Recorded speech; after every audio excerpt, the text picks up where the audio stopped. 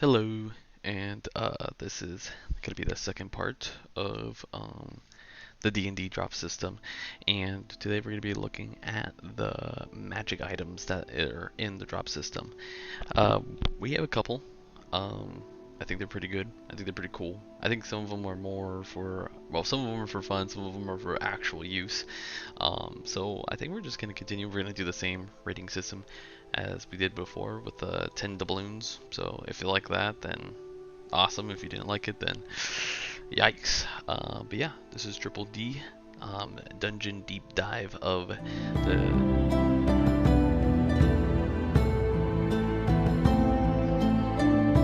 dungeon deep dive of the drops of D&D. If you don't know what the drop system is, it's basically a paid subscription that you can do on D&D Beyond. It's the hero tier, and you get some free. Well, you get some stuff monthly. It could be creatures, feats, and other stuff. So. Yeah, we're gonna go ahead and see what this first magic item. We're gonna try to go to like cheapest to most expensive magic item that we can currently have on this list. The first magic item is going to be Aetheral Chalk. So, Aetheral Chalk, it is a wondrous item, common, and is a stick of internal chalk, never breaks, or wears down with normal use. When using this chalk, you can choose the color of its markings and whether they emit a faint glow. Any marks you make with this chalk cannot be erased for 7 days by anyone except you. Alright, so, there's been situations where your party split up and you want to, like, leave a message for them. Or either there's a dungeon or a maze and, you are trying to mark down the trail, to try to, um, go back to where you used to be, or to the entrance of this maze. So Aether Chalk, I like it. Doesn't You don't need to attune to it, obviously. Being able to choose the color of it is really fun, I think. Being able to just be like, oh, it's blue, pink. You can kind of just color whatever you want, so that's cool. It can't be erased. So it says any marks that are sorry, any marks you make with this chalk can't be erased for 7 days by anyone except you. So I feel like the wording with this is kind of weird. So let's just say, for some reason, a bard has this chalk, right? And he goes up to his sleeping cleric and just starts drawing all over him with this chalk. Again, it's chalk. Can chalk really be drawn on a person? Maybe not. Kinda. Like, I guess it depends. Um, but I thought that was funny, and they can't erase it. It doesn't mean that. Like, I feel like it says anyone can't accept it. So I mean, I don't know if environmental stuff would be able to affect the chalk. Like, let's just say rain. I don't know. I feel like if rain maybe could affect it, that would make sense. But if you wrote it like on a wall and it was written down, I don't. As a DM, I would be like, it can stay there for the 7 days unless you erase it. But I like this. Ethereal chalk, ethereal, ether chalk is good. I think it gets in the price range of like 150 to 500 because it's common. So that's pretty cool. Ether chalk. I like it. I think it's I don't think it's anything crazy. I think it's cool. I'm gonna give it like a average score, so like 5.5 of 6 doubloons. Next item that we have here is from the July drop of 2026, and this item is an uncommon, and it's Climber's Ammunition. When you hit a solid object with this, with the pierce of magic ammunition, the ammunition attaches to the surface, and a magic rope trails out from behind it. The rope remains in place for 1 hour until you dismiss it. No action required. It can summon, or sorry, it can support up to 500 pounds at once, breaking if the limit is exceeded. Once the rope vanishes, the ammunition becomes non-magical. If you hit a creature with this ammunition, the ammunition immediately breaks and on impact and deals no damage to the target. Alright, so let's just say we have a ranger, right?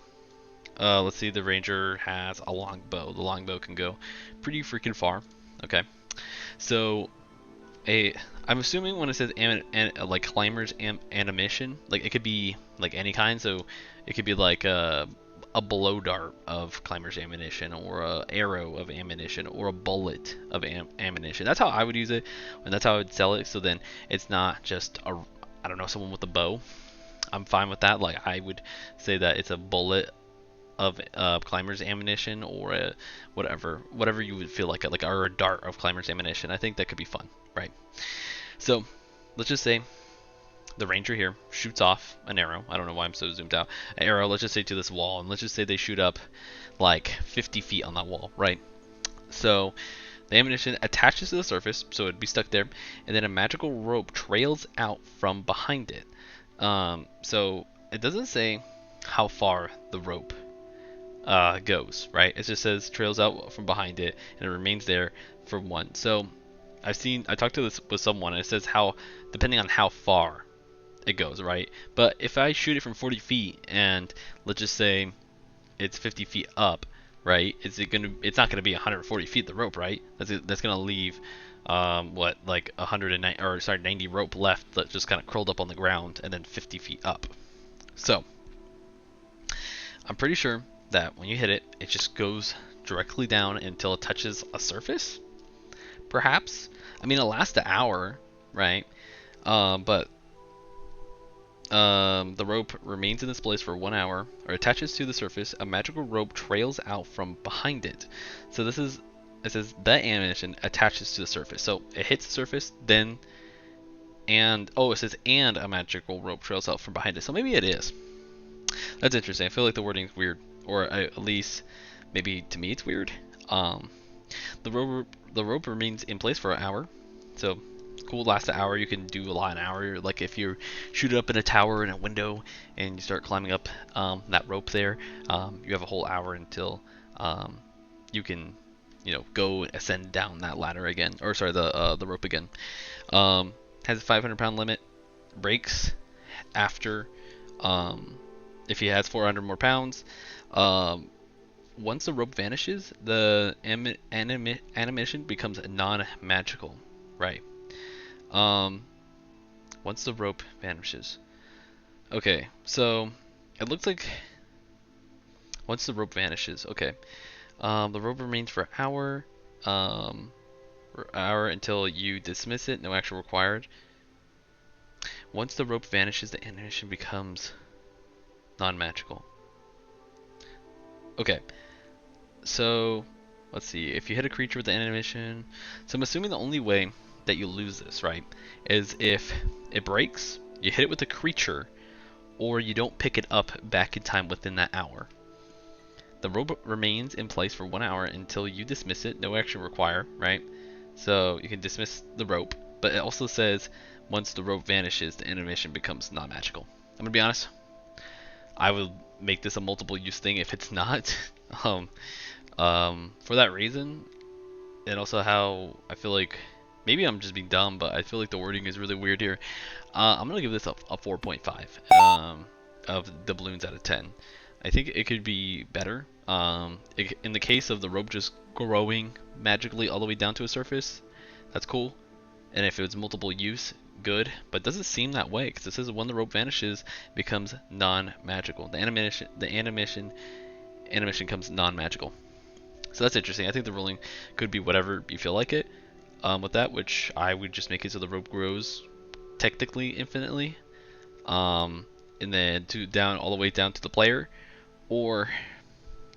and that it's multiple use. As long as you follow this last two rules, which is if the target is hit, if you hit a target with it, it breaks, or if the rope breaks. But if that's the case, then I think this is way better. But I'm gonna say this is like a 3.5 to 4.5. Right. So this magic item it's a rare, a wondrous item. Requires attunement. Okay, this requires attunement. It is part of the June drop, and it's an amulet of reburstive healing. Okay, reburstive healing. This is really strong. I think it is really, really strong magic item. But imagine this: the cleric, there's a fight. You're a fighter. your fighter is fighting a cleric for some reason. He takes some damage, right? Their turns go. It's your turn. You're a bard. As a bard, you use healing word. Okay. So let's just say you have a +5, and then healing word is like a 2d4, right?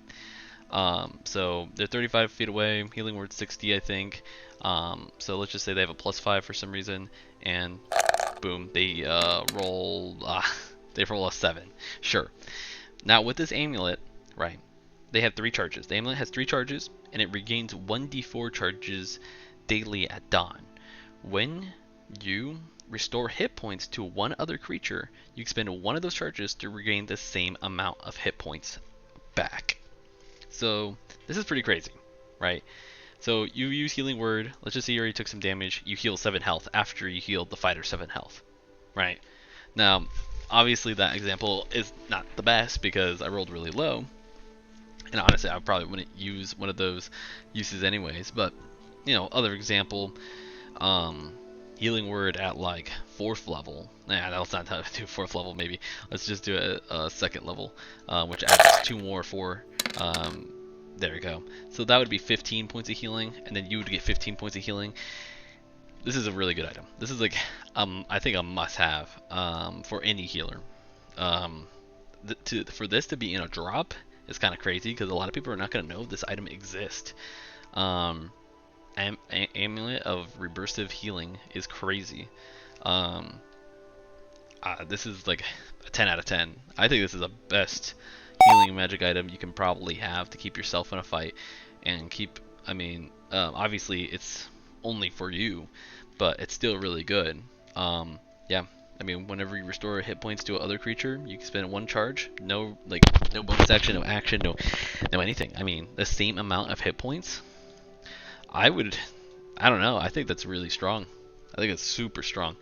Yeah, 10 out of 10. I would say like it's 11 out of 10. Might be a little too strong depending on certain stuff, but I mean, like if we could switch out the cleric and the bard, that'd be crazy. You can use this. I mean, if you're playing cleric, right? Or man, if you're playing paladin, right? If you're playing paladin, using healing hands to restore, like if you're a level 10 paladin, what you have 50 healing? I might be wrong about that. Giving someone 50 healing and you get 15 healing back? That's crazy. Yeah, 10 out of 10. 10 doubloons out of 10 doubloons rating. Good magic item. Good man. Okay, for this next magic item, it is a July drop. It is a rare item. It is called Goggles of Foe Finding. I think if you're playing pretty much anything with range, this is going to be pretty good. So if you're using crossbow, light bow, longbow, short bow, any kind of bow, I mean it's so this is all range attacks. So if you're throwing a spear or anything, this is awesome. So I'm going to go ahead and read it. While you're wearing these goggles, your range attacks with weapons ignore half cover and 3/4 cover. Right. So the only issue I have with this is that I feel like a lot of DMs don't really use this. I've played in a couple of campaigns where no enemies really use this. I mean, there could be campaigns where no one's using really range.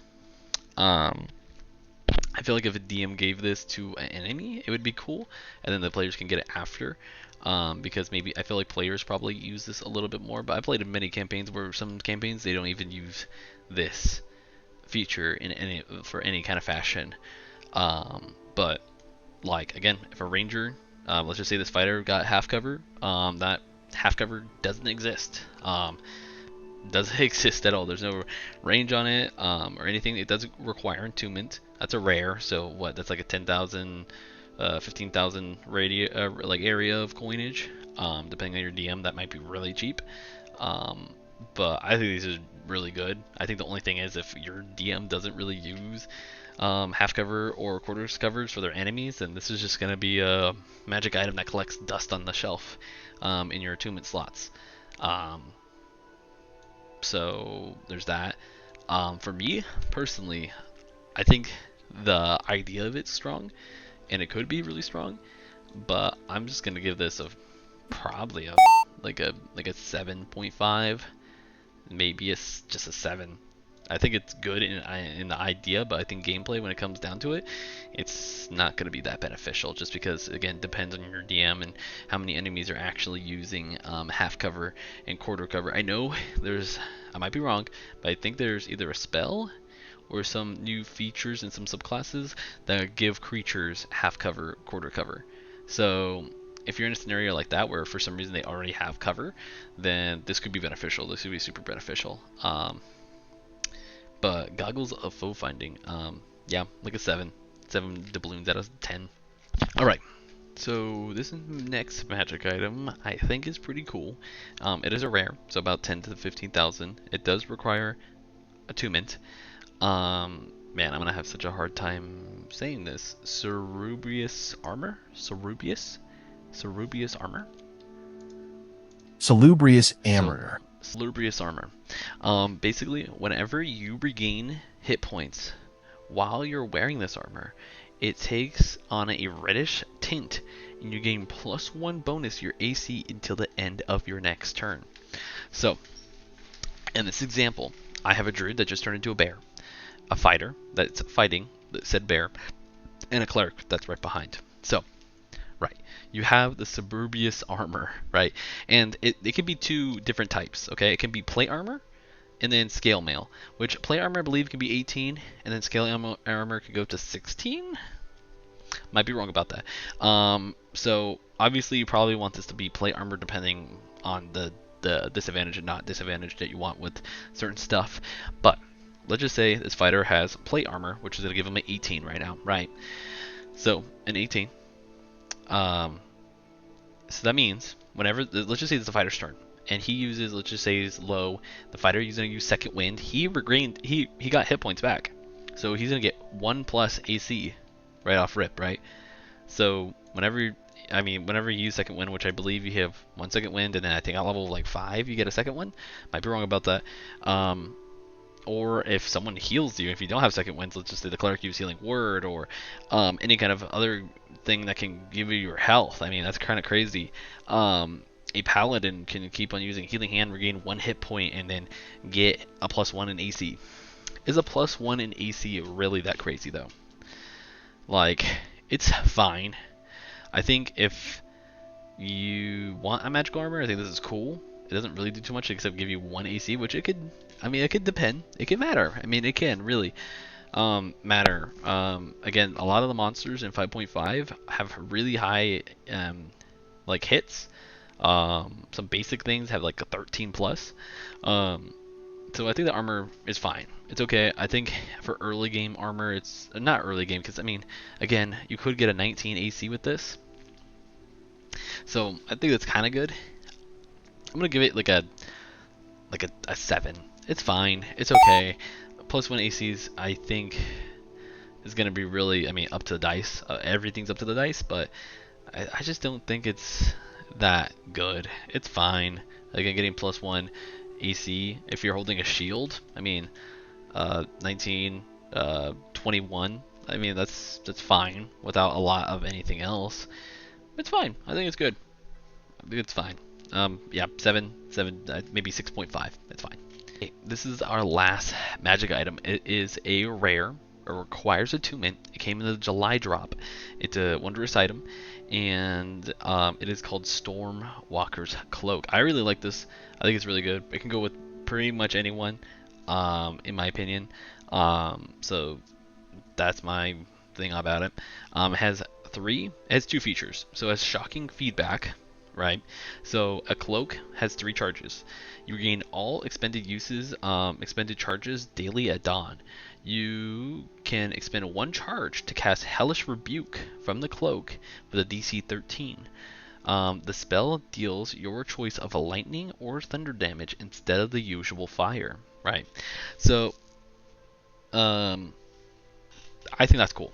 Having Hellish Rebuke kind of on standby, if you're not a person that, I mean, if you don't want to have that in one of your, your spell slots or spells known, but Hellish Rebuke is, I mean, good to have. It's a reaction. It does about 2d6 of damage, so that's good. Makes a dex save. It's a dex save roll. I'm just reading it just to make sure I know what I'm talking about. But you take the taking damage. So if a fighter came up to you, took some damage, you can use your reaction, one of your charges, to go ahead and just do a couple of damage to get them away. And thunder and lightning, I mean, I think that's pretty good. I don't think there's a lot of things resistant to thunder. Correct me if I'm wrong about that. Lightning, I mean, is a little bit more resistant-esque, but I think having Hellish Rebuke instead of doing fire, lightning, or thunder, it's pretty cool. I like that. I like that a lot. And then there's the second part of this, which is storm resistance. You gain resistance to lightning and thunder damage. I think that's awesome. Being able to get those two resistances for this one magic item, and then having the Hellish Rebuke on top of that. So fighter comes up, attacks. You go ahead and use your reaction to use Hellish Rebuke, do some 2d10 of damage, 9 damage, and then just some extra damage on top that most people are not going to be resistant to. And I like it. I think it's a solid magic item. It's a rare, again, in the realms of like 10 to 15,000. If your DM's being nicer, that would be cool. All the magic items here, I think, are just kind of decent. The only one that's really good is the Amulet of Healing. Again, the Goggles of Foes is okay. Just depends on the DM's ruling and if they're using a lot of that. But right now, those are all the magic items that we have in the drop system. If you disagree with my ratings, go ahead and tell me. Leave it in the comments. Maybe I read something wrong and something's a lot stronger or a lot weaker than I thought it was. I'd like to read about it, maybe make another video fixing all my mistakes from the next couple of drop videos. But I appreciate your time. Hope you have a wonderful and amazing day. If you like my content, please subscribe, like, and watch other video. Why not? Got nothing better to do, right? I'm just kidding. You're probably busy. But you have a wonderful day. And remember, you're loved. Bye.